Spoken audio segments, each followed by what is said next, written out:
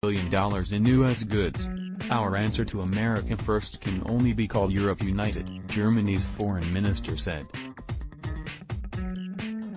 Republicans on Capitol Hill were fuming after the White House abruptly announced it would begin imposing steel and aluminum tariffs Friday on U.S. allies Canada, Mexico and the European Union. The move Thursday came after Republicans tried to convince the administration for months to target China with tariffs rather than U.S. trading partners, and it could trigger Republicans on Capitol Hill to consider taking action against their own president on trade. One Republican senator, who asked not to be identified, complained Thursday about President Donald Trump's decision to impose the tariffs, 25% on steel imports and 10% on aluminum imports. "I don't like trade wars. There are no winners in trade wars. And this scares me," the senator said. House Ways and Means Chairman Kevin Brady released a statement that said the tariffs are hitting the wrong target. "When it comes to unfairly traded steel and aluminum, Mexico, Canada, and Europe are not the problem, China is. This action puts American workers and families at risk, whose jobs depend on fairly traded products from these important trading partners.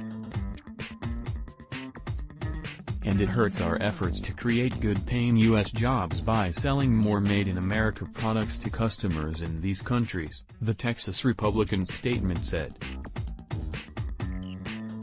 The news Thursday reinvigorated discussions about whether Congress would intervene, a point that had been put to rest months ago when the Trump administration announced it would impose new steel and aluminum tariffs across the board only to turn around and issue a wide list of exemptions to allies, which Republicans applauded, while it negotiated. Still, congressional options are limited. Over the last several decades, Congress has outsourced key trading decisions to the executive branch, and taking back that power would require a serious, united front from GOP leaders in a midterm election year.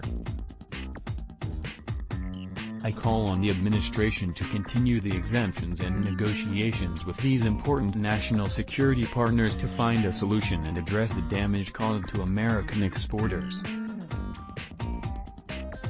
And the administration will need to come to Capitol Hill to provide answers about the indiscriminate harm these tariffs are causing our local businesses," Brady said. Lamar Alexander, the chairman of the Senate's Health, Education, Labor, and Pensions Committee, put it simply, "This is a big mistake. These tariffs will raise prices and destroy manufacturing jobs, especially auto jobs, which are 1/3 of all Tennessee manufacturing jobs. I have urged President Trump to focus on reciprocity, do for our country what our country does for you, instead of imposing tariffs, which are basically higher taxes on American consumers," the Tennessee Republican said. Ben Sasse, a Republican from Nebraska, released a statement that said the move was dumb. "This is dumb. Europe, Canada, and Mexico are not China, and you don't treat allies the same way you treat opponents. We've been down this road before.